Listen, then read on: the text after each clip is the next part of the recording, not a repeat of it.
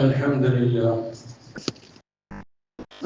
لله نحمده ونستعينه ونؤمن به ونتوكل عليه ونعوذ بالله من شرور أنفسنا ومن سيئات أعمالنا من يهده الله فلا مضل له ومن يضلل فلا هادي له وأشهد أن لا إله إلا الله وحده لا شريك له وأشهد أن محمدا عبده ورسوله أرسله بالهدى ودين الحق ليظهره على الدين كله ولو كره المشركون اللهم صل على محمد وعلى آل محمد كما صليت على إبراهيم وعلى آل إبراهيم وبارك على محمد وعلى آل محمد كما باركت على إبراهيم وعلى آل إبراهيم إنك حميد مجيد أما بعد فإن خير الكلام كلام الله وخير الهدي هدي محمد صلى الله عليه وسلم وشر الأمور محدثاتها وكل محدثة بدعة وكل بدعة ضلالة وكل ضلالة في النار يا أيها الذين آمنوا اتقوا الله حق تقاته ولا تموتن إلا وأنتم مسلمون يا أيها الناس اتقوا ربكم الذي خلقكم من نفس واحدة وخلق منها زوجها وبث منهما رجالا كثيرا ونساء واتقوا الله الذي تساءلون به والأرحام إن الله كان عليكم رقيبا يا أيها الذين آمنوا اتقوا الله وقولوا قولا سديدا يصلح لكم أعمالكم ويغفر لكم ذنوبكم ومن يطع الله ورسوله فقد فاز فوزا عظيما أعوذ بالله من الشيطان الرجيم بسم الله الرحمن الرحيم واعبد ربك حتى يأتيك اليقين സഹോദരന്മാരെ സഹോദരികളെ, ജീവിതത്തിന്റെ എല്ലാ മേഖലകളിലും അള്ളാഹുവിന്റെ നിയമ നിർദ്ദേശങ്ങൾ പാലിച്ചുകൊണ്ട് ജീവിക്കുവാൻ കൽപ്പിക്കപ്പെട്ടവരാണ് ഞാനും നിങ്ങളും എന്നുണർത്തുന്നു. നാം ഏവരെയും അല്ലാഹു സുബ്ഹാനഹു വ തആല മുത്തഖികളും മുവഹ്ഹിദുകളുമായി ജീവിക്കുവാനും മരണപ്പെടുവാനും അനുഗ്രഹിക്കുമാറാകട്ടെ എന്ന് പ്രാർത്ഥിക്കുകയും ചെയ്യുന്നു.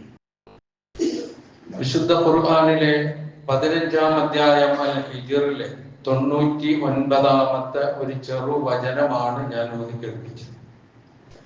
അല്ലാഹു സുബ്ഹാനഹു വ തആല പ്രവാചകനോട് അഭിസംബോധന എന്ന നിലയിലാണ് നേർക്ക് നേരെ അത് മനസ്സിലാക്കാൻ കഴിയുക എങ്കിലും നമ്മളോട് എല്ലാവരോടുമുള്ള ഒരു നിർദ്ദേശമാണ്.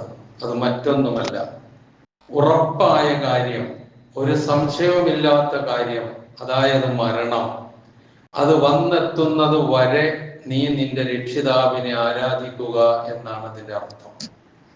ഇപ്പൊ പരിശുദ്ധ റമളാൻ വിട പറഞ്ഞു, അതിന് പരിസമാപ്തി കുറിച്ചുകൊണ്ടുള്ള ഈദുൽ ഫിത്തർ അഥവാ ചെറിയ പെരുന്നാൾ വ്രത സമാപന ആഘോഷം അതും കഴിഞ്ഞു. ഇനി ഇത് രണ്ടും കിട്ടണമെങ്കിൽ ഒരു വർഷം ഞാനും നിങ്ങളും കാത്തിരിക്കണം. ആവുമോ ഇല്ലേ എന്നുള്ളത് നമുക്കാർക്കും ഉറപ്പുമില്ല. ഏതായിരുന്നാലും നമ്മളുടെ പ്രതീക്ഷ, ആഗ്രഹം ഇനിയും അത് കിട്ടണം എന്ന് തന്നെയാണ്. അള്ളാഹു അനുഗ്രഹിക്കുമാറാകട്ടെ എന്ന് പ്രാർത്ഥിക്കണം. അതുപോലെ തന്നെ പരിശുദ്ധ റമളാനിൽ നാം ചെയ്ത അമലുകൾ അത് സ്വീകരിക്കാൻ വേണ്ടിയുള്ള പ്രാർത്ഥന അനുസ്യൂതം ഉണ്ടാകണം എന്ന് കഴിഞ്ഞ വെള്ളിയാഴ്ച സൂചിപ്പിക്കുകയുണ്ടായി. അതൊന്നുകൂടി ഉണർത്തുകയാണ്. കാരണം ഒരുപാട് നന്മകൾ നമ്മൾ ചെയ്തിട്ടുണ്ട്, അത് സ്വീകരിച്ചാലേ നമുക്ക് രക്ഷയുള്ളൂ. ഇപ്പൊ പരിശുദ്ധ റമളാൻ വിട പറയുമ്പോൾ നമ്മൾ ഫിത്ർ സക്കാത്ത് നൽകി. അത് നമ്മളുടെ ശരീരത്തിന്റെ സക്കാത്താണ്, നോമ്പിന്റെ സക്കാത്താണ് എന്ന് നാം അത് മനസ്സിലാക്കിയതാണ്. അതുപോലെ പെരുന്നാൾ ദിവസം നാം നമസ്കരിച്ചു, ഒരുപാട് നന്മകൾ ചെയ്തു, പല നല്ല കാര്യങ്ങൾക്കും വേണ്ടി നാം ഇറങ്ങിത്തിരിച്ചു. ഇതെല്ലാം അള്ളാഹു നമ്മിൽ നിന്ന് യഥാവിധി സ്വീകരിക്കുമാറാകട്ടെ. എന്തെങ്കിലും പോരായ്മകൾ ഉണ്ടെങ്കിൽ അത് വിട്ടുപുറത്ത് മാപ്പാക്കി തരികയും ചെയ്യുമാറാകട്ടെ എന്ന് പ്രാർത്ഥിക്കുക, പ്രാർത്ഥിച്ചുകൊണ്ടേയിരിക്കുക. അതാണ് സൂചിപ്പിക്കാറുള്ളത്. റബ്ബന തഖബ്ബൽ മിന്നാ ഇന്നക അന്തസ് സമീഉൽ അലീം. സഹോദരങ്ങളെ, പരിശുദ്ധ റമദാൻ വിട പറഞ്ഞാൽ അതിൻ്റെ കൂടെ എല്ലാ നന്മകളും വിട പറയുക എന്നുള്ളത് ഒരു സാധാരണയായി പലരിലും കണ്ടുവരാറുള്ള ഒരു കാര്യമാണ്. എന്താണ് റമദാൻ കഴിഞ്ഞാൽ നമ്മിൽ നിന്ന് വിട പറയാനുള്ളത്? കൃത്യമായി പറഞ്ഞാൽ രണ്ട് കാര്യം. ഒന്ന്, പകൽ സമയത്തെ നിർബന്ധ നോമ്പ്. രണ്ട്, ഇശാ നമസ്കാരത്തിന് ശേഷം പള്ളികളിൽ സംഘടിതമായി നടത്താറുള്ള തറാവീഹ് അല്ലെങ്കിൽ ഖിയാമു റമദാൻ. ഇത് രണ്ടും അങ്ങോട്ട് ഒഴിവാക്കി നിർത്തിയാൽ പിന്നെ ഒന്നും നമുക്ക് ഒഴിവാക്കാനില്ല എന്നുള്ള ഒരു തിരിച്ചറിവാണ് നമുക്കുണ്ടാകേണ്ടത്. അതുകൊണ്ട് അത് രണ്ടും മാറ്റി നിർത്തി ബാക്കിയെല്ലാം ഒപ്പം ഉണ്ടാകണം മരണം വരെ എന്നുള്ളതാണ് വഅബ്ദു റബ്ബക ഹത്താ യഅതിയകൽ യഖീൻ എന്ന സന്ദേശം. തന്നെയുമല്ല, മരണം എപ്പോൾ, നാളെ എന്ത് ചെയ്യാൻ കഴിയും, അതൊന്നും നമുക്ക് ആർക്കും ഒരു ഉറപ്പുമില്ല. വമാ തദ്രീ നഫ്സുൻ മാദാ തക്സിബു ഗദൻ വമാ തദ്രീ നഫ്സുൻ ബിഅയ്യി അർദിൻ തമൂത് ഇന്നല്ലാഹ അലീമുൻ ഖബീർ. സൂറത്തുൽ ലുഖ്മാനിലെ അവസാനത്തെ വചനം. നാളെ ഓരോ ശരീരവും എന്ത് ചെയ്യും എന്ന് അതിനറിയില്ല. എവിടെ വെച്ചാണ് മരണം സംഭവിക്കുക എന്നുള്ളതും അറിയാൻ കഴിയില്ല. പക്ഷേ അള്ളാഹു സർവജ്ഞനും സൂക്ഷ്മജ്ഞനുമാണ്. എല്ലാം അവൻ അറിയാം. ഓരോരുത്തരെ നാളെ എന്ത് ചെയ്യും, നാളെ ആര് മരിക്കും, ഇന്ന് ആരെല്ലാം മരിക്കണം, നാളെ ഓരോരുത്തരുടെ അവസ്ഥ എന്ത്, അത് കഴിഞ്ഞാലുള്ള സ്ഥിതി എന്ത്, ഇതൊക്കെ കൃത്യമായി അറിയുന്നവനാണ് അള്ളാഹു. അതാണ് ആ വചനം അവസാനിപ്പിച്ചുകൊണ്ട് ഇന്നല്ലാഹ അലീമുൻ ഖബീർ എന്നുകൂടി പറഞ്ഞത് എന്ന് നാം ഓർക്കുക. വിശുദ്ധ ഖുർആൻ എത്രയോ സ്ഥലങ്ങളിൽ ഈ കാര്യം എന്നെയും നിങ്ങളെയും ഓർമ്മിപ്പിക്കുന്നുണ്ട്.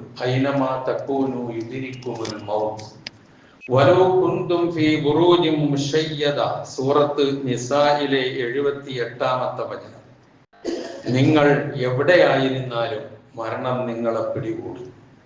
വലൗ കുന്തും ഫീ ബുറൂജിൻ മുശയ്യദ, അത് കെട്ടി ഉയർത്തപ്പെട്ട വലിയ കോട്ടകൾക്കുള്ളിലായിരുന്നാലും ശരി, നിങ്ങളെ അത് എത്തിക്കുക തന്നെ ചെയ്യും.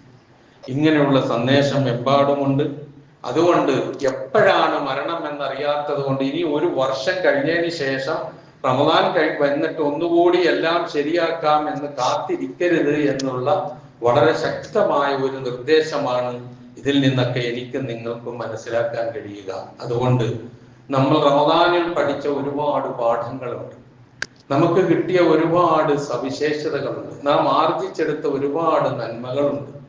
അതൊന്നും നഷ്ടപ്പെടുന്നില്ല എന്ന് ഉറപ്പിക്കുക, തീരുമാനിക്കുക, അതിനുവേണ്ടി പ്രാർത്ഥിക്കുക. അതാണ് ഇന്ന് ഈ ദിവസം എന്നോടും നിങ്ങളോടും എനിക്ക് ഉണർത്താനുള്ളത്.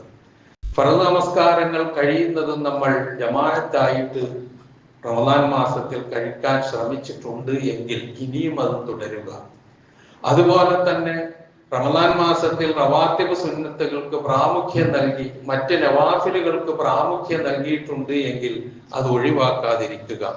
അതുപോലെ തന്നെ പരിശുദ്ധ ഖുർആനുമായിട്ടുള്ള ബന്ധം, അത് പാരായണം ചെയ്യാത്ത ഒരു ദിവസം പോലും എൻ്റെ ജീവിതത്തിൽ കഴിഞ്ഞു പോകില്ല എന്ന് തീരുമാനിക്കുക.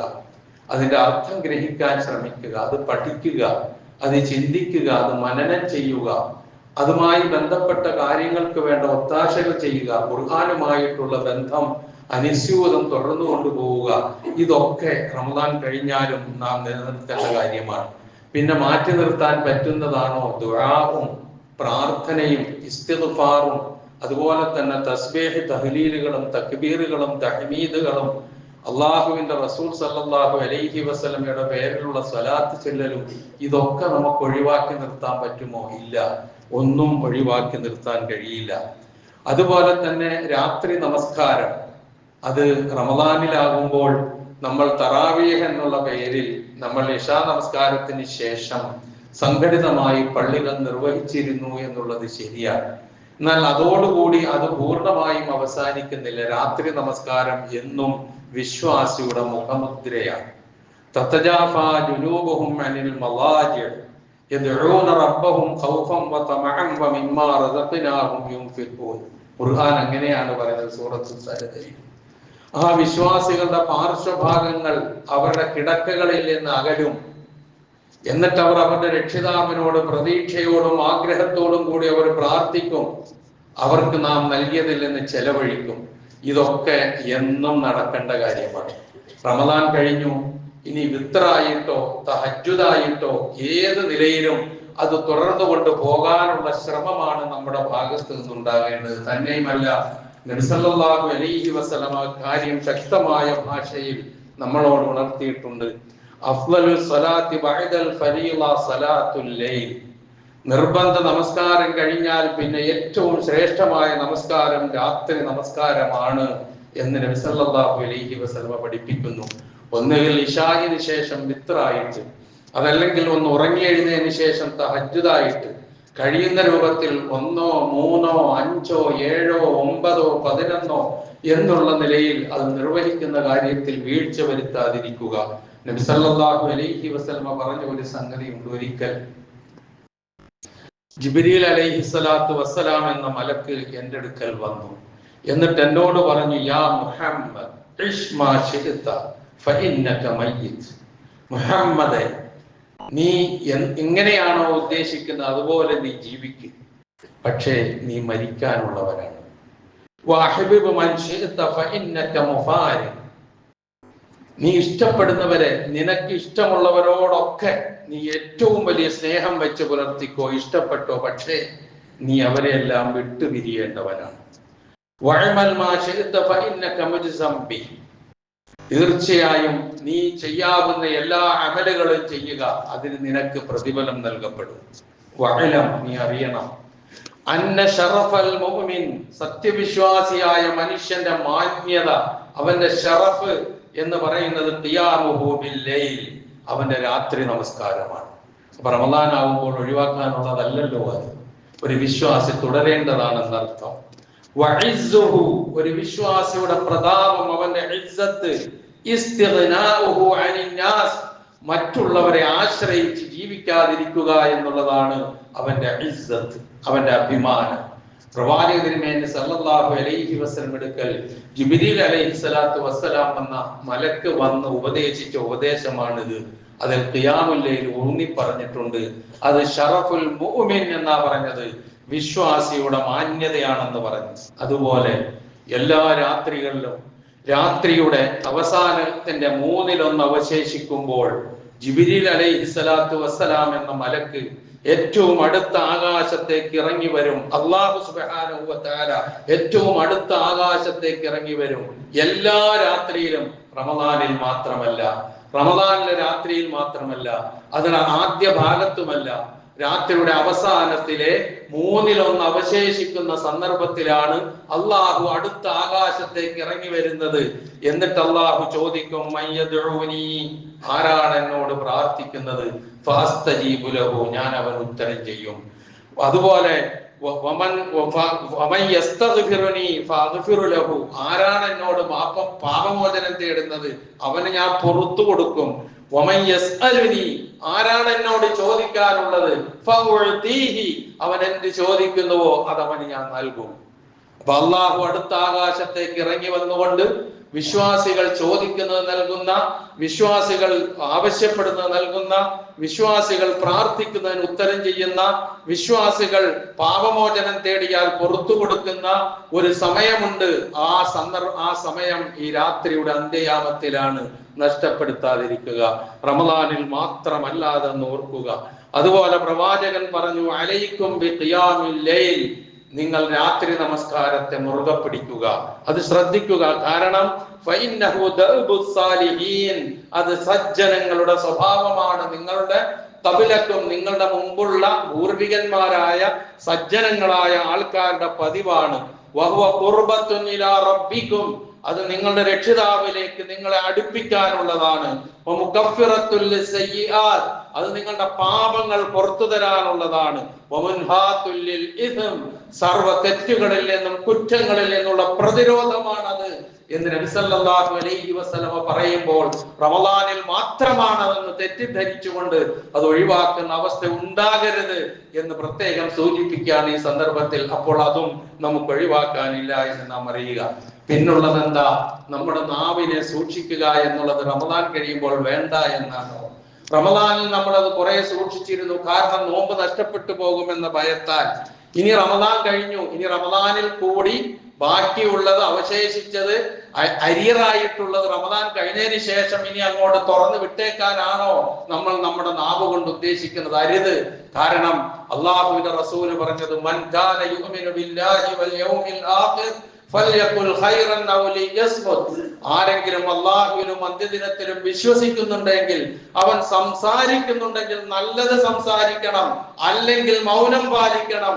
ഇതാണ് റസൂൽ സല്ലല്ലാഹു അലൈഹി വസല്ലമയുടെ നിർദ്ദേശം. ഇങ്ങനെ സർവ്വസറോ ആവശ്യമില്ലാത്ത കാര്യങ്ങൾ ഇങ്ങനെ പറഞ്ഞ് അമലുകൾ മുഴുവനും നഷ്ടപ്പെടുത്തി പോകുന്ന ഒരവസ്ഥാവിശേഷം ഉണ്ടാകരുത്. കാരണം പ്രവാചക തിരുമേനി സല്ലല്ലാഹു അലൈഹി വസല്ലമയോട് അബ്ദുല്ലാഹ് സുഫിയാൻ ഇബ്നു അബ്ദുല്ലാഹ് എന്ന് പറയുന്ന സഹാബി ഒരിക്കൽ ചോദിച്ചു, അല്ലാഹുവിന്റെ റസൂലേ, ഹദ്ദിസ്നി ബിഅംരിൻ അഅ്തസിമു ബിഹി, എനിക്ക് അവലംബിക്കാവുന്ന, മുറുകെ പിടിക്കാവുന്ന ഒരു കാര്യം അങ്ങ് എനിക്ക് കൽപ്പിച്ചു തന്നാലും, എനിക്ക് പറഞ്ഞു തന്നാലും. നബി സല്ലല്ലാഹു അലൈഹി വസല്ലം പറഞ്ഞു, ഖുൽ റബ്ബി അല്ലാഹ് സുമ്മ ഇസ്തഖിം, എന്റെ റബ്ബ് അല്ലാഹു ആണെന്ന് നീ പ്രഖ്യാപിക്കുക, എന്നിട്ട് നേരെ ചൊവ്വേ അല്ലാഹുവിന്റെ മതത്തിൽ നീ നിലകൊള്ളുക.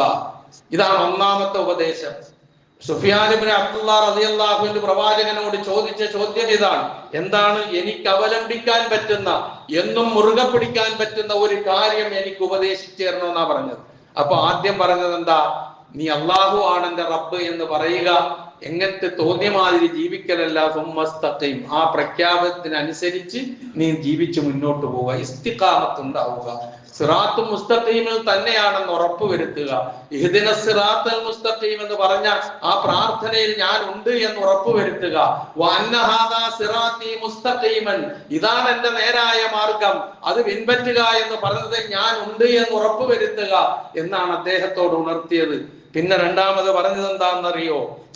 പിന്നെ ഞാൻ ചോദിച്ചു, അല്ലാഹുവിന്റെ റസൂലേ, മാ അഖ്വഫു മാ തഖാഫു അലയ്യ, എന്നെ സംബന്ധിച്ചിടത്തോളം ഞാൻ ഏറ്റവും കൂടുതൽ ഭയപ്പെടേണ്ടത് എന്താണ് എന്ന് ചോദിച്ചപ്പോൾ പ്രവാചക തിരുമേനി സല്ലല്ലാഹു അലൈഹി വസല്ലമ ഫഅഖദ ബിലിസാനിഹി, പ്രവാചകൻ തന്റെ നാക്കിന് പിടിച്ചുകൊണ്ട് പറഞ്ഞു, ഹാദാ, ഇതിനെ സൂക്ഷിച്ചോ, ഇതിനെ പേടിച്ചോ, ഇതാണെല്ലാം നശിപ്പിച്ചു കളയുന്നത് എന്ന് നബി സല്ലല്ലാഹു അലൈഹി വസല്ലമ സുഫിയാൻ ഇബ്നു അബ്ദുല്ലാഹ് റളിയല്ലാഹു അൻഹുവിനോട് ഉപദേശിച്ചത് എന്നോടാണ്, നിങ്ങളോടാണ്, നാം ഓരോരുത്തരോടുമാണ്. കാരണം നമ്മളുടെ നാക്കാണ് നമ്മളെ നരകത്തിൽ പോകണോ സ്വർഗത്തിൽ പോകണോ എന്ന് തീരുമാനിക്കുന്നത്. ആ ഭാവി ഭാഗധേയം നിർണയിക്കുന്നത് നാക്കാണ്. അതുകൊണ്ടാണ് എല്ലാ ദിവസവും നേരം വെളുക്കുമ്പോൾ ശരീരത്തിലെ മുഴുവൻ അവയവങ്ങളും പഞ്ചപുച്ഛമടക്കി നാവിന്റെ മുമ്പിൽ വന്നു നിന്നുകൊണ്ട് പറയുമത്രേ, നീ ചൊവ്വായാൽ ഞങ്ങൾ ചൊവ്വായി, നീ വളഞ്ഞാൽ ഞങ്ങൾ വളയും, അതുകൊണ്ട് ദയവ് ചെയ്ത് പ്ലീസ് എന്നെ നീ വളയ്ക്കരുതേ എന്ന് നാക്കിനോട് പഞ്ചപുച്ഛമടക്കി കയ്യും കാലും കണ്ണും മൂക്കും അവയവങ്ങൾ മുഴുവനും അതിനോട് കെഞ്ചുമെന്ന് പറയുന്നത് അല്ലാഹുവിന്റെ റസൂലാണ്. കാരണം നാക്കുകൊണ്ട് നരകം വാങ്ങരുത്. കളവ് പറഞ്ഞിട്ടും, കള്ള സത്യം ചെയ്തിട്ടും, കള്ള സത്യവാങ്മൂലം എഴുതി കൊടുത്തിട്ടും, അതേപോലെ തന്നെ അപവാദം പ്രചരിപ്പിച്ചിട്ടും, മനുഷ്യന്റെ അഭിമാനത്തിന് കോട്ടം വരുത്തുന്ന നിലയിലുള്ള അപവാദ പ്രചരണങ്ങൾ നടത്തിയിട്ടും ഒരിക്കലും നരകം വിലയ്ക്ക് വാങ്ങരുത്. ഇത് റമളാനിൽ മാത്രം ശ്രദ്ധിക്കേണ്ടതല്ല, എന്നും വേണം. ഇല്ലെങ്കിൽ ചെയ്തു കൂട്ടുന്ന കർമ്മങ്ങൾ മുഴുവനും പരലോകത്തെത്തുമ്പോൾ നഷ്ടപ്പെട്ട് നരകത്തിലേക്ക് ദയനീയമായി വലിച്ചെറിയപ്പെടുന്ന രംഗമുണ്ടാകുമെന്ന റസൂലിന്റെ മുന്നറിയിപ്പും താക്കീതും നാം ഓർക്കുക. അപ്പൊ നാവ് സൂക്ഷിക്കേണ്ടതും റമളാനിൽ മാത്രമല്ല, ചുരുക്കി പറഞ്ഞാൽ റമളാനിൽ മാത്രമല്ല ഒന്നും. കാരണം പരിശുദ്ധ റമളാനിൽ നാം പഠിച്ച വലിയ പാഠം എന്താണ്? ഒന്ന് നാം ചിന്തിച്ചു നോക്കുക. വേണമെങ്കിൽ എനിക്ക് നന്നാകാൻ കഴിയുമെന്നുള്ളതാണ് റമളാൻ പഠിപ്പിച്ച പാഠം. വേണമെങ്കിൽ എനിക്ക് നന്നാകാൻ കഴിയും. ഞാൻ വിചാരിച്ചാൽ എനിക്ക് നന്നാകാം. കളവ് പറയണ്ടെന്ന് വിചാരിച്ചാൽ എനിക്ക് പറയാതിരിക്കാം. കള്ളസത്യം ചെയ്യണ്ടെന്ന് വിചാരിച്ചാൽ എനിക്ക് കള്ളസത്യം ചെയ്യാതിരിക്കാം. ഗീബത്തും നമീമത്തും വേണ്ടെന്ന് വെച്ചാൽ ചെയ്യാതിരിക്കാം എന്ന് ഞാൻ വേണമെങ്കിൽ ഞാൻ വിചാരിച്ചാൽ എനിക്ക് നന്നാകാൻ കഴിയും. എനിക്ക് അള്ളാഹു അനുവദിച്ച ഭക്ഷണം വേണ്ടെന്ന് വെക്കാൻ എനിക്ക് കഴിയുമെങ്കിൽ, അള്ളാഹു നിഷിദ്ധമാക്കിയ ആഹാരം ഒരിക്കലും എനിക്ക് വേണ്ട എന്ന് എനിക്ക് തീരുമാനിക്കാൻ കഴിയും. ഇങ്ങനെ നോമ്പ് വേണമെങ്കിൽ എനിക്ക് നന്നാകാൻ കഴിയും എന്ന വലിയ പാഠമാണ് എന്നെയും നിങ്ങളെയും പഠിപ്പിച്ചതെങ്കിൽ, റമദാൻ കഴിയുമ്പോൾ ആ വഴിയിൽ നിന്ന് വ്യതിചലിച്ച് പല വഴിയിലേക്ക്, മോശമായതിലേക്ക് നമ്മിൽ പലരെങ്കിലും പോകുന്നുണ്ട് എങ്കിൽ അതിൽ നിന്ന് തിരിച്ചു പിടിക്കാനും മാറി നിൽക്കാനും ഉറച്ചു നിൽക്കാനും നാം ശ്രദ്ധിക്കേണ്ടത് എന്തൊക്കെയാണ്? ഒന്ന്, നാം സ്വയം തീരുമാനിക്കുക, ഞാൻ മാറും, ഞാൻ എന്നെ മാറ്റും, ആ മാറ്റത്തിൽ ഞാൻ ഉറച്ചു നിൽക്കും, ഇനി ഞാൻ ആ തെറ്റിലേക്ക് പോകില്ല. കാരണം നാം സ്വയം തീരുമാനിക്കണം മാറാൻ. അപ്പോൾ അള്ളാഹു നമ്മളെ മാറ്റും. ഇന്നല്ലാഹ ലാ യുഗയ്യിറു മാ ബിഖൗമിൻ ഹത്താ യുഗയ്യിറു മാ ബി അൻഫുസിഹിം. ഒരു ജനതയെയും അള്ളാഹു മാറ്റത്തിന് വിധേയമാക്കുകയില്ല, അവർ സ്വയം മാറ്റത്തിന് വിധേയമാകുന്നത് വരെ. വിശുദ്ധ ഖുർആൻ, അവിടെ ശ്രദ്ധിക്കേണ്ട ഒരു പ്രയോഗമുണ്ട് വിശുദ്ധ ഖുർആനിലേത്. ആദ്യത്തത് ജനത എന്ന് മൊത്തത്തിൽ പറഞ്ഞു. ആ ജനത, സമൂഹം നന്നാകണമെങ്കിൽ രണ്ടാമത്തെ പ്രയോഗം അൻഫുസാണ്, വ്യക്തികളാണ്. അപ്പൊ സമൂഹം നന്നാകണമെങ്കിൽ വ്യക്തികൾ നന്നാകണം. വ്യക്തികൾ സംസ്കരിക്കപ്പെടുന്നതിലൂടെ മാത്രമേ സംസ്കാര സമ്പന്നമായ ഒരു സമൂഹം ഉണ്ടാവുകയുള്ളൂ. അള്ളാഹു മാറ്റം വരുത്തിയുള്ളപ്പോ ഓരോ വ്യക്തിയും വിചാരിക്കുക, ഞാൻ മാറാൻ, എല്ലാ തെറ്റുകളിൽ നിന്നും അകന്നു നിന്ന് ജീവിക്കാൻ ഞാൻ തീരുമാനിക്കുക. അങ്ങനെ ഓരോ വ്യക്തിയുമായാൽ അതൊരു സമൂഹമായി മാറി. അപ്പൊ ആ സമൂഹം നന്നായി. അപ്പോൾ അള്ളാഹു പരിവർത്തനത്തിന് വിധേയമാക്കും. വലിയ വിജയങ്ങൾ നമ്മുടെ മുമ്പിലേക്ക് അള്ളാഹു കൊണ്ടുവരും. ഇന്നല്ലാഹ ലാ യുഗയ്യിറു മാ ബിഖൗമിൻ ഹത്താ യുഗയ്യിറു മാ ബി അൻഫുസിഹിം എന്നുള്ള പ്രയോഗം. അപ്പൊ അത് നാം ശ്രദ്ധിക്കുക. ഓരോ വ്യക്തിയും നന്നാകുക, മൊത്തം നന്നാകലിന് വേണ്ടി അത് നാം ഉറപ്പിക്കുക, തീരുമാനിക്കുക. അതുപോലെ തന്നെ അള്ളാഹുവിനോട് പ്രാർത്ഥിക്കുക, അല്ലാഹുമ്മ ഗ്ഫിർ ലീ ദുനൂബി വ ഖതായായ കുല്ലഹാ അല്ലാഹുമ്മ അൻഇശ്നി വജ്ബുർനി വഹ്ദിനി ലിസാലിഹിൽ അഅമാലി വൽ അഖ്ലാഖ് ഇന്നഹു ലാ യഹ്ദി ലിസാലിഹിഹാ വലാ യസ്രിഫു സയ്യിഅഹാ ഇല്ലാ അൻത. വല്ലാത്ത ഒരു പ്രാർത്ഥനയാണ്. എന്താണ്? അല്ലാഹുവേ, എന്റെ പാപങ്ങളും തെറ്റുകളെല്ലാം എനിക്ക് നീ പുറത്തു തരണമേ, എനിക്ക് നീ ഉന്മേഷം നൽകണമേ, സത്യത്തിൽ അടിയുറച്ചു നിൽക്കാനുള്ള ജാഗ്രതയും അതുപോലെ തന്നെ തന്റേടവും എനിക്ക് നീ പ്രദാനം ചെയ്യണമേ, എന്റെ വീഴ്ചകൾ പരിഹരിച്ചു തരണമേ, ഏറ്റവും നല്ല സ്വഭാവത്തിലേക്കും ഏറ്റവും നല്ല അമലുകളിലേക്കും എനിക്ക് നീ മാർഗദർശനം നൽകണമേ. കാരണം അതിലേക്ക് മാർഗദർശനം നൽകാനും അതുപോലെ തെറ്റുകളിൽ നിന്ന് തടഞ്ഞു നിർത്താനും നിനക്കല്ലാതെ കഴിയില്ല നാഥ എന്നർത്ഥം വരുന്ന പ്രാർത്ഥന പ്രാർത്ഥിക്കുക. ഒന്ന്, ഉറച്ചു നിൽക്കാൻ തീരുമാനിക്കുക, തെറ്റുകളിൽ നിന്ന് മാറി. രണ്ട്, അതിനുവേണ്ടി അള്ളാഹുവിനോട് തേടുക. അതുപോലെ വഴുതാനുള്ള സാധ്യത ഏറെയുണ്ട് നമ്മുടെ ജീവിതം. അങ്ങനെ വഴുതി പോകുമ്പോൾ അള്ളാഹു ആ വഴിക്ക് വിടും. റബ്ബന, അതുപോലെ ഫലമ്മാ സാഖു വസാഖല്ലാഹു ഖുലൂബഹും എന്ന് ഖുർആൻ പറഞ്ഞത് അങ്ങനെയാണ്. ഒരു സമൂഹത്തെ കുറിച്ച് അവർ വളയാൻ തീരുമാനിച്ചപ്പോൾ അള്ളാഹു അവരെ വളയാൻ വിട്ടുകൊടുത്തു. അതുപോലെ തന്നെ വിശുദ്ധ ഖുർആൻ പറഞ്ഞില്ലേ, നുവല്ലിഹി മാതവല്ല, അവൻ എങ്ങോട്ടാണോ തിരിയുന്നത് അങ്ങോട്ട് അവനെ നാം തിരിച്ചു വിടുന്ന. അപ്പൊ നമ്മൾ എന്ത് വിചാരിക്കുന്നു, എവിടെ നിൽക്കണമെന്ന് ആഗ്രഹിക്കുന്നു, ആ വഴിയിലേക്കുള്ള വഴി അല്ലാഹു സുബ്ഹാനഹു വ തആല എളുപ്പമാക്കി തരുമെന്ന് അറിയുക. അതുപോലെ റബ്ബന ലാ തുസിഗ് ഖുലൂബന ബഅദ ഇദ് ഹദൈതന വഹബ് ലനാ മിൻ ലദുൻക റഹ്മ ഇന്നക അൻതൽ വഹ്ഹാബ് അല്ലാഹുമ്മ യാ മുഖല്ലിബൽ ഖുലൂബ് സബ്ബിത് ഖൽബി അലാ ദീനിക് പോലെയുള്ള പ്രാർത്ഥനകൾ വളരെ ഗൗരവവും പ്രാധാന്യമുള്ളതാണ്. അത് ആവർത്തിക്കുക. അപ്പൊ അങ്ങനെ സ്വയം തീരുമാനിച്ച് ഞാനിനി തെറ്റില്ല, റമദാനിൽ പഠിച്ച പാഠം ഞാനിനി മുമ്പോട്ട് കൊണ്ടുപോകും, അതിൽ നിന്ന് അകലില്ല എന്നുള്ള തീരുമാനം എടുക്കുകയും അതിനുവേണ്ടി പ്രാർത്ഥിക്കുകയും ചെയ്യുക. രണ്ടാമത്, നമ്മളുടെ സാഹചര്യം നാം മനസ്സിലാക്കി ആ സാഹചര്യത്തിനനുസരിച്ച് നാം മുന്നോട്ട് പോകാൻ പോകണം. കാരണം സാഹചര്യമാണ് പലരെയും മോശമാക്കുന്നതും പലരെയും നന്നാക്കുന്നതും.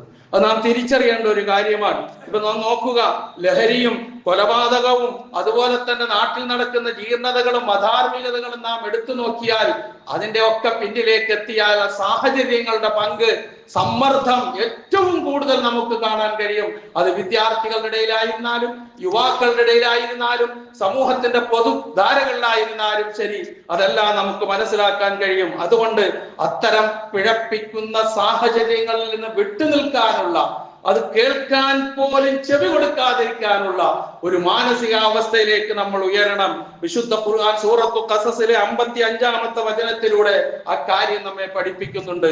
വൈദാ സമിഉൽ ലഗ്വ, വ്യർത്ഥമായ അനാവശ്യമായ കാര്യങ്ങൾ അവർ കേട്ട് കഴിഞ്ഞാൽ അഅറദു അൻഹു, അതിൽ നിന്ന് അവർ വിട്ടു നിൽക്കും. എന്നിട്ട് വഖാലു, അവർ പറയും ലനാ അഅമാലുനാ വലക്കും അഅമാലുക്കും, ഞങ്ങൾക്ക് ഞങ്ങളുടെ അമല്, നിങ്ങൾക്ക് നിങ്ങളുടെ അമല്. നിങ്ങളുടെ അമലുമായി ഞാനില്ല, ഞങ്ങളുടെ അമലുമായി നീ വരണ്ട, പക്ഷേ നിന്റെ ഈ അമലുമായി യോജിക്കാൻ ഞാൻ തയ്യാറില്ല എന്ന് പ്രഖ്യാപിക്കാൻ ഒരു മാനസികാവസ്ഥ ഉണ്ടായാൽ ഒരു തെറ്റിലേക്കും ഒരു മദ്യത്തിലേക്കും ഒരു ലഹരിയിലേക്കും ഒരു ജീർണതകളിലേക്കും ഒരു ലൈംഗിക അരാജകത്വത്തിലേക്കും ഒന്നും പോവില്ല. ആ ഒരു തീരുമാനമുണ്ടായാൽ. അതാണ് ഖുർആൻ പഠിപ്പിക്കുന്ന തത്വം. വിശുദ്ധ ഖുർആൻ സൂറത്തു ഖസസിലെ 55-ാമത്തെ വചനമാണ്. ഇനി അങ്ങനെ പറഞ്ഞിട്ടും രക്ഷയില്ല എന്ന് കണ്ടാൽ സലാമുൻ അലൈക്കും, സലാമുൻ അലൈക്കും, നിങ്ങൾക്ക് സലാം, ഇല്ലിട്ടോ ഞാൻ നിങ്ങളുടെ കൂടെ. ലാ നബ്തഗിൽ ജാഹിലീൻ, വിഡ്ഢികളായ മൂഢന്മാരായ ആൾക്കാരോടുള്ള ഈ ചങ്ങാത്തം ഞങ്ങൾക്ക് ആവശ്യമില്ല എന്ന് പറയാനുള്ള തന്റെ ഇടം, അത് ആർജിക്കാൻ കഴിയാത്തതാണ് ഇന്നത്തെ തലമുറയ്ക്ക് പറ്റിയ ഏറ്റവും വലിയ അപച്യുതി. നിഷേധിക്കാൻ കഴിയും നമുക്ക്? സാഹചര്യം അനുസരിച്ച് അങ്ങോട്ട് കൂടിപ്പോയി, അതിന്റെ കൂടെ നിന്നു കൊടുത്തു, ഓരോന്നോരോന്നായി വീണു, അവസാനം പടുകുഴിയിൽ വീണു, കയറി വരാൻ വയ്യാത്ത അവസ്ഥ. ഖുർആൻ എത്രയോ മുൻകൂട്ടി ഇക്കാര്യം നമ്മളോട് പറഞ്ഞു തന്നു. അതുപോലെ ആ സാഹചര്യം വലിയ ബുദ്ധിമുട്ടുണ്ടാ. ഒരു മനുഷ്യൻ അവന്റെ സ്നേഹിതന്റെ മതത്തിലാണെന്നാണ് ഖുർആൻ പറഞ്ഞത്. അൽ മർഉ അലാ ദീനി ഖലീലി, ഒരു മനുഷ്യൻ അവന്റെ ചങ്ങാതിയുടെ മതത്തിലായിരിക്കുന്ന. അതുകൊണ്ട് ആരുമായിട്ടാണ് ചങ്ങാത്തം കൂടുന്നത് എന്ന് ഓരോരുത്തരും ചിന്തിക്കട്ടെ എന്ന പ്രവാചകൻ പഠിപ്പിച്ച വചനം. അതുപോലെ നല്ല ആൾക്കാരോട് കൂടി ചേർന്നാൽ അതിൻ്റെതായ ഗുണമുണ്ടാകും, ചീത്ത ആൾക്കാരോട് കൂടി ചേർന്നാൽ അതിന്റെ ദൂഷ്യമുണ്ടാകും. ഇതൊക്കെ കൃത്യമായി നബി സല്ലല്ലാഹു അലൈഹി വസല്ലം നമുക്ക് വിശദീകരിച്ചിരുന്ന കാര്യമാണ്. അപ്പൊ അതുകൊണ്ട് സാഹചര്യം മോശമാണെന്ന് കണ്ടാൽ വിട്ടു നിൽക്കുക. ചരിത്രത്തിൽ ഒരു സംഭവം ഉണ്ടല്ലോ, 99 ആൾക്കാരെ കൊന്ന ഒരു മനുഷ്യൻ ഒരു പുരോഹിതന്റെ അടുക്കൽ ചെന്ന് ചോദിച്ചു, എനിക്ക് തൗബയുണ്ടോ? അയാൾ പറഞ്ഞു, നിനക്കെവിടുന്ന് തൗബ? അയാളെയും കൊന്നു. 100 തികച്ച്. വേറൊരു ജ്ഞാനിയായ മനുഷ്യന്റെ അടുക്കൽ ചെന്ന് ചോദിച്ചു, ഇങ്ങനെയാണ് സംഭവം, എനിക്ക് തൗബയുണ്ടോ? നിന്റെ തൗബക്ക് ആരും അറിയിടാൻ, പക്ഷെ നീ ഈ നാട്ടിൽ നിന്നുകൂടാ. ഈ നാട്ടിൽ നിന്നാൽ ഈ സാഹചര്യത്തിൽ ഇനി നീ കൊന്നുകൊണ്ടേയിരിക്കും, അതുകൊണ്ട് ഈ നാട് വിട്ടു പോയിക്കോ എന്ന് പറഞ്ഞ ആ മനുഷ്യൻ പോവുകയും മരണം പിടികൂടുകയും റഹ്മത്തിന്റെ മലക്കുകൾ അദ്ദേഹത്തിന്റെ റൂഹ് എടുക്കുകയും ചെയ്ത സംഭവം കഥയല്ലിത്. നബി സല്ലല്ലാഹു അലൈഹി വസല്ലം പറഞ്ഞു തന്നതാണ്. അപ്പൊ സാഹചര്യം വലിയ പ്രശ്നമാണ്. അപ്പൊ അത് മനസ്സിലാക്കി നിൽക്കാനുള്ള ചങ്കൂറ്റവും തന്റെ ഇടവും ആർജിച്ചെടുക്കാൻ കഴിയാനുള്ള, അപ്പൊ നമ്മൾ നന്മയിൽ നിലനിൽക്കും. അതുപോലെ തിന്മകളിൽ നിന്ന് നമ്മൾ ഹിജ്റ പോവുക, നമുക്കുള്ള ഹിജ്റ അതാണ്. പ്രവാചകൻ തിരുമേനി സല്ലല്ലാഹു അലൈഹി വസല്ലമയും മറ്റു പ്രവാചകന്മാരും അവരുടെ അനുയായികളും ഒക്കെ ആദർശത്തിന് വേണ്ടി നാട് വിട്ടു പോകേണ്ടി വന്നു. അല്ലാഹു അലം നാളെ ഇനി നമ്മളുടെ അവസ്ഥ എന്താവുമെന്ന് അല്ലാഹു കാത്തുരക്ഷിക്കട്ടെ. ഏതായിരുന്നാലും ശരി, ഇപ്പോൾ നമ്മുടെ മുമ്പിലുള്ള ഹിജ്റ എന്ന് പറഞ്ഞാൽ പ്രവാചകൻ നിർവചിച്ച ഹിജ്റയാണ്. വൽ മുഹാജിറു മൻ ഹജറ മാ നഹല്ലാഹു അൻഹു. അല്ലാഹു എന്തു വിരോധിച്ചുവോ അതിൽ നിന്ന് ഹിജ്റ പോകുന്നവനാണ് മുഹാജിർ. അങ്ങനെയുള്ള മുഹാജിറുകളാകാൻ നോക്കുക. അതുപോലെ മറ്റൊരു കാര്യം നാം ശ്രദ്ധിക്കേണ്ടത്, ആരോടും, അല്ലാഹു അല്ലാത്ത ആരോടും നമുക്ക് ഒരു തരത്തിലുള്ള വിധേയത്വവും അമിത സ്നേഹവും വേണ്ട. നമ്മളുടെ ഏറ്റവും വലിയ വിധേയത്വം അല്ലാഹുവിനോടാണ്. അത് നാം സംഘടനയിലായിരുന്നാലും ശരി, രാഷ്ട്രീയത്തിലായിരുന്നാലും ശരി, മതരംഗത്ത് എവിടെയായിരുന്നാലും ശരി, നമുക്ക് വിധേയത്വം ലില്ലാഹ്, അല്ലാഹുവിനോട്, വേറെ ആരോടുമില്ല. ഏറ്റവും വലിയ സ്നേഹമാരോട്? അല്ലാഹുവിനോട് മാത്രം. ആരെങ്കിലും എന്തെങ്കിലും നന്മകൾ ചെയ്തു തന്നതിന്റെ പേരിൽ ആരുടെയെങ്കിലും വിധേയത്വം ആഗ്രഹിക്കുന്നുവെങ്കിൽ അവർ മൂഢന്മാരാണെന്ന് പറയാതിരിക്കാൻ നിർവാഹമില്ല. കാരണം അങ്ങനെ വിധേയത്വം കൊതിച്ചുകൂടാ, അവന്റെ വിധേയത്വം നമ്മൾ ആഗ്രഹിച്ചുകൂടാ. കാരണം ഒരു മനുഷ്യന് നാം സഹായം ചെയ്യുന്നുവെങ്കിൽ, ഒരു മനുഷ്യന് നാം ഭക്ഷണം നൽകുന്നുവെങ്കിൽ എന്താ അതിന്റെ ഇന്നമാനുത്തഴുമുക്കും ലിവജില്ല ലാ നുരീദു മിൻകും ജസാഅൻ വലാ ശുക്കൂറ. നിങ്ങളിൽ നിന്നൊരു പ്രത്യുപകാരവും നിങ്ങളിൽ നിന്നൊരു ജസാവും ഞങ്ങൾ പ്രതീക്ഷിക്കുന്നില്ല. പടച്ചവന്റെ തൃപ്തിയാണ് ഞങ്ങളുടെ ആഗ്രഹം. ഈ മനസ്സുള്ളതെങ്കിലേ ശരിയാവുകയുള്ളൂ. അങ്ങനെ പോകാതിരുന്നാൽ സംഭവിക്കുന്നത് എന്താ? പരലോകത്തെത്തുമ്പോൾ എനിക്കും നിങ്ങൾക്കും വിരല് കടിച്ച് ഖേദിക്കേണ്ടി വരും. എന്താണത്? റബ്ബനാ ഇന്നനാ അതഅനാ സാദത്തനാ വകുബറാഅനാ فأضلون السبيل ربنا آتهم ضعفين من العذاب والعنهم لعنا كبيرا. നാഥ, ഞങ്ങളുടെ നാഥ, ഇന്നാ അതഅനാ സാദത്തനാ വകുബറാഅനാ, ഞങ്ങൾ ഞങ്ങളുടെ നേതാക്കന്മാരെയും ഞങ്ങളുടെ വലിയ വലിയ ആൾക്കാരെയും ഞങ്ങൾ അനുസരിച്ചു പോയി. അവർ ഞങ്ങളെ പിഴപ്പിച്ചു കളഞ്ഞു. അതുകൊണ്ട് ആതിഹിം ദഇഫൈനി മിനൽ അദാബ്, ഇരട്ടി ശിക്ഷ കൊടുത്തവർക്ക്. ഓരോ നേതാവിനും അനുഭവിക്കേണ്ടി വരുന്ന രംഗമാണ് ഈ പറയുന്നത്. കൊടുക്കവർക്ക് ഇരട്ടി ശിക്ഷ. കാരണം ഇവരാണ് ഞങ്ങളെ പിഴപ്പിച്ചത്. റബ്ബനാ ആതിഹിം ദഇഫൈനി മിനൽ അദാബി വൽഅൻഹും ലഅനൻ കബീറ. പടച്ചവനെ, ഏറ്റവും വലിയ ശാപം ഇവരെ നീ ശപിക്കുകയെന്ന് നമ്മൾ നോക്കി പറയും. പക്ഷെ അതുകൊണ്ട് നമുക്ക് രക്ഷ കിട്ടൂല, നമ്മളും അനുഭവിക്കേണ്ടി വരും. അവർക്ക് ഇരട്ടി ശിക്ഷ കൊടുക്കാൻ പറയുന്നത് നമ്മളുടെ വിഷമത്തിന്റെ അങ്ങേയറ്റ. ഞാൻ അവരുടെ പിന്നാലെ കൂടിപ്പോയി, അവർക്ക് ഞാൻ വിധേയപ്പെട്ടു പോയി, ഞാൻ അവർക്ക് കീഴ്പ്പെട്ടു പോയി. ഇതിനൊക്കെ അവകാശം അള്ളാഹുവിന് മാത്രം. അങ്ങനെ ഒരു തുറന്ന ചിന്ത നമുക്കുണ്ടാവുക. അതുപോലെ ഒരു കാര്യത്തിൽ നമ്മൾ കൂടികളാകാതിരിക്കുക. ഓരോരുത്തർ ചെയ്യുമ്പോൾ അതിനനുസരിച്ച് ചെയ്യുക, മറ്റൊരു കൂട്ടർ ചെയ്യുമ്പോൾ അതിനനുസരിച്ച് ചെയ്യുക. പ്രവാചകൻ പറഞ്ഞെന്താണ്? ലാ തകൂനു ഇമ്മാ, നിങ്ങൾ കൂടികളാകരുത്. എന്താണ് കൂടി? ഇമ്മാഅത്ത് എന്ന് പറഞ്ഞാൽ അർത്ഥം എന്താണെന്നറിയോ? ജനങ്ങളൊക്കെ നല്ലത് ചെയ്താൽ ഞങ്ങൾ നല്ലത് ചെയ്യും, ജനങ്ങളൊക്കെ തോന്നിയാസം ചെയ്താൽ, അതിക്രമം ചെയ്താൽ ഞങ്ങളും അതിക്രമം ചെയ്യും എന്ന് പറയുക. അതാണ് ഇമ്മാഅത്ത്. പക്ഷെ നിങ്ങൾക്ക് വേണ്ടത് ഒരു നിശ്ചയദാർഢ്യതയാണ്. വലാകിൻ വത്തിനു അൻഫുസക്കും, നിങ്ങൾക്കൊരു നിശ്ചയദാർഢ്യത ഉണ്ടാകണം. അതെന്താണ്? ജനങ്ങളൊക്കെ നന്മ ചെയ്താൽ ആ നന്മയുടെ ഒപ്പം ഞാനുണ്ട്. അതേസമയം ജനങ്ങൾ അതിക്രമത്തിലേക്കും അരാജകത്തിലേക്കും പോയാലോ ഒരിക്കലും ഞാൻ ഉണ്ടാവില്ല. ഈ ഒരു തന്റെ ഇടം ഇത് ആർജിച്ചെടുക്കുക. ഇതൊക്കെ നമുക്ക് നേടിയെടുക്കണമെങ്കിൽ, നിലനിർത്താൻ കഴിയണമെങ്കിൽ നല്ല ക്ഷമ വേണം, സംയമനം വേണം, ആത്മനിയന്ത്രണം വേണം. പ്രിയമുള്ളവരെ, അതാണ് റമദാൻ നമുക്ക് കനിഞ്ഞു നൽകിയത്. അത് സൂക്ഷിക്കുക, നിലനിർത്തുക. മലിക്കുൽ ജബ്ബാറായ അല്ലാഹു അതിനെന്റെയും നിങ്ങളെയും അനുഗ്രഹിക്കുമാറാകട്ടെ.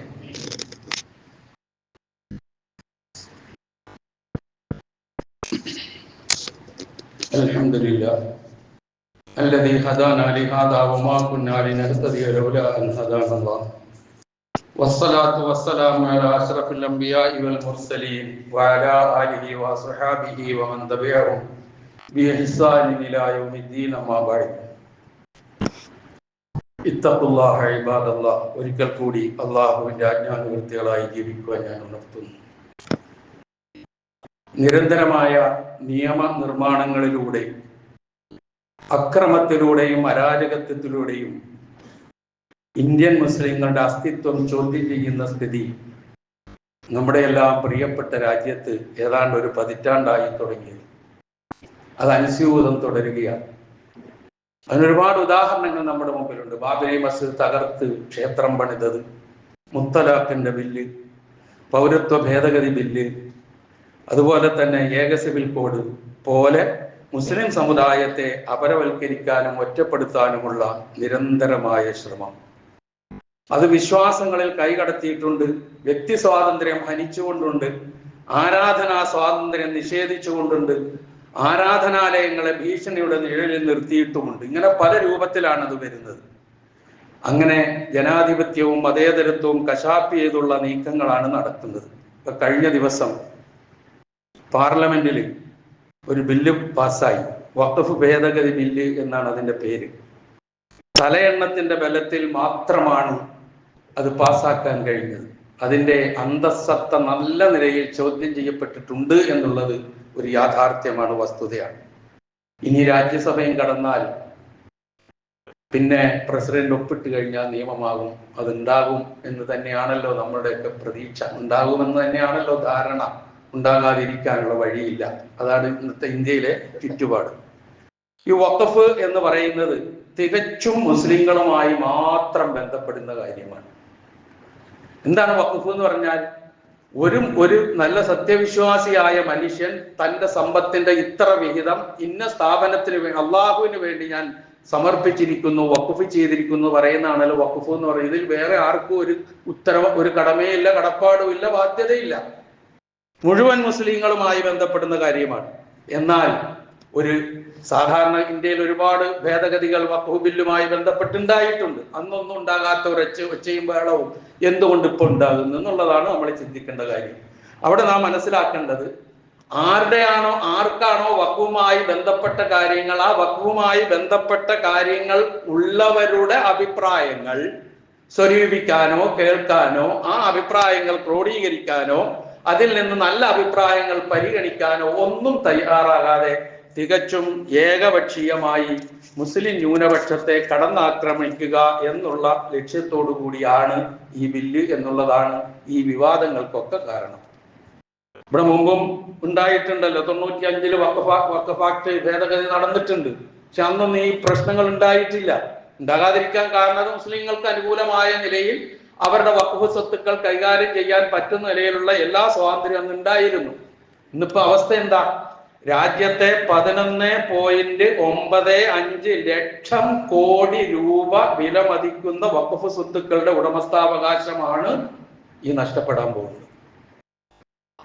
ഒന്ന് ആലോചിച്ച് നോക്ക്. 11.95 ലക്ഷമല്ല, 11.95 ലക്ഷം കോടി രൂപയുടെ മൂല്യമുണ്ട് ഇന്ത്യയിലെ മുസ്ലിമീങ്ങളുടെ വഖഫ് സ്വത്തിന്.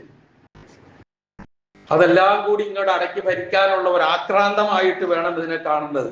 9,04,000 ഏക്കറിൽ സ്ഥിതി ചെയ്യുന്ന 8,07,000 വഖഫ് സ്വത്തുക്കളാണ് രാജ്യത്തുള്ളത് എന്നാണ് സർക്കാരിന്റെ കണക്കുകൾ തന്നെ.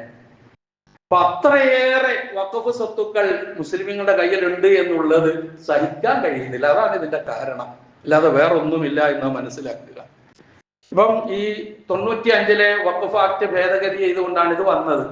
ഈ വഖഫ് ആക്ട് ഭേദഗതി ചെയ്യുന്നതുമായി ബന്ധപ്പെട്ട് കഴിഞ്ഞ വർഷം ഇതിന്റെ ബില്ല് അവതരിപ്പിക്കാൻ തയ്യാറായപ്പോൾ അത് JPCക്ക് വിട്ടുകൊടുത്തതിന് ശേഷം ആ കമ്മിറ്റിയെ തിരഞ്ഞെടുത്തു.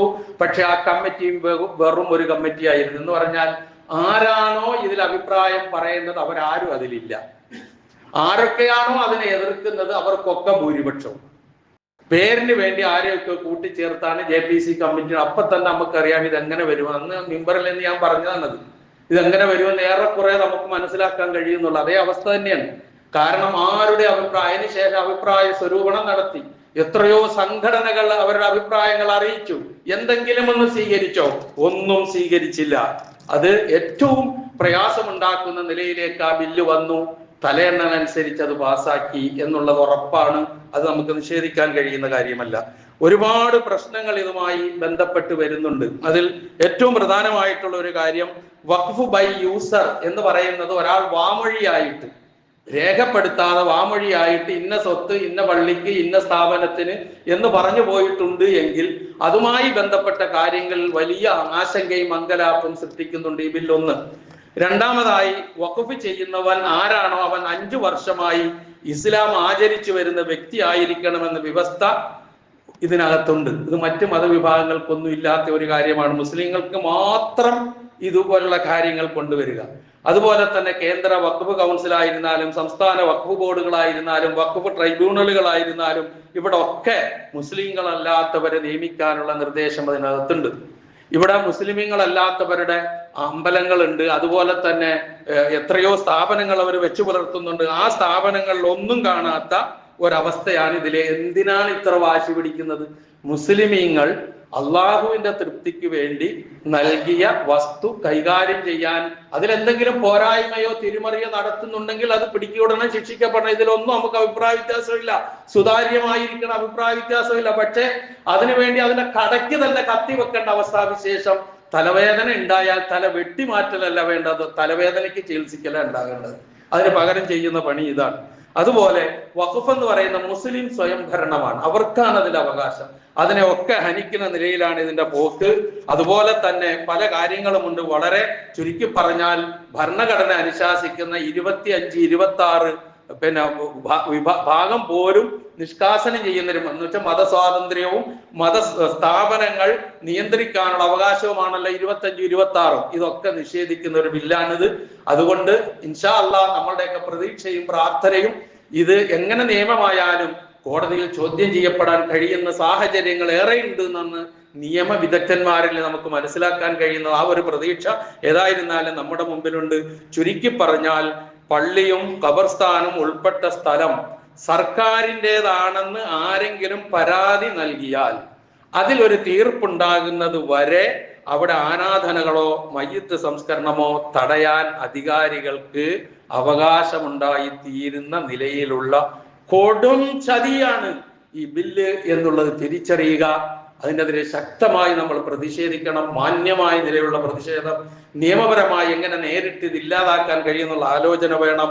ഇതൊക്കെ ഉണ്ടാകേണ്ടതുണ്ട്. എല്ലാം മറന്ന് ഒന്നിക്കേണ്ട ഒരു സമയമാണെന്ന് തിരിച്ചറിയാനെങ്കിലും നമുക്ക് കഴിയേണ്ടതുണ്ട്. അല്ലാഹു സുബ്ഹാനഹു വ തആല ഏത് പരീക്ഷണങ്ങളിൽ നിന്നും അതിജയിക്കാനുള്ള തൗഫീഖ് ഈ ഉമ്മത്തിന് നൽകി അല്ലാഹു അനുഗ്രഹിക്കുമാറാകട്ടെ.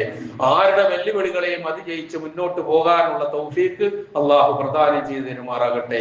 ഇത്തരത്തിൽ ഇസ്ലാമിക വിരുദ്ധ, മുസ്ലിം വിരുദ്ധ നീക്കങ്ങൾ തടയിടുന്നതിന് സർവശക്തനാണ്, കഴിവുള്ളവനാണ് അവൻ അതിന് വേണ്ട വിധത്തിൽ ഇടപെടലുണ്ടാകും എന്ന പ്രതീക്ഷ നമുക്ക് ഏവർക്കുമുണ്ട്. ആ ഇടപെടലുകൾ ഉണ്ടാകട്ടെ എന്ന് ആത്മാർത്ഥമായി നമുക്ക് പ്രാർത്ഥിക്കാം. നമ്മളെല്ലാവരും നമ്മുടെ നിലനിൽപ്പിനും നന്മയ്ക്കും വേണ്ടി പ്രാർത്ഥിക്കേണ്ടതുണ്ട് എന്ന് ഇതിന്റെ കൂടെ ഓർമ്മിപ്പിക്കാൻ അല്ലാഹു സുബ്ഹാനഹു വ തആല നമ്മുടെ പ്രാർത്ഥനകൾ സ്വീകരിക്കുമാറാകട്ടെ. എല്ലാ പ്രയാസങ്ങളിൽ നിന്നും അല്ലാഹു നാം ഏവരെയും കാത്തുരക്ഷിക്കുമാറാകട്ടെ. എല്ലാ വെല്ലുവിളികളെയും അതിജയിക്കാൻ അല്ലാഹു തൗഫീഖ് നൽകുമാറാകട്ടെ. അറിഞ്ഞോ അറിയാതെയോ നമ്മിൽ നിന്ന് വന്നുപോയ എല്ലാ തെറ്റുകുറ്റങ്ങളും അല്ലാഹു നമുക്ക് പുറത്തു മാപ്പാക്കി തരുമാറാകട്ടെ. നമ്മിൽ നിന്ന് മരണപ്പെട്ടു പോയവരുടെ പാപങ്ങൾ അല്ലാഹു പുറത്തു കൊടുക്കുമാറാകട്ടെ.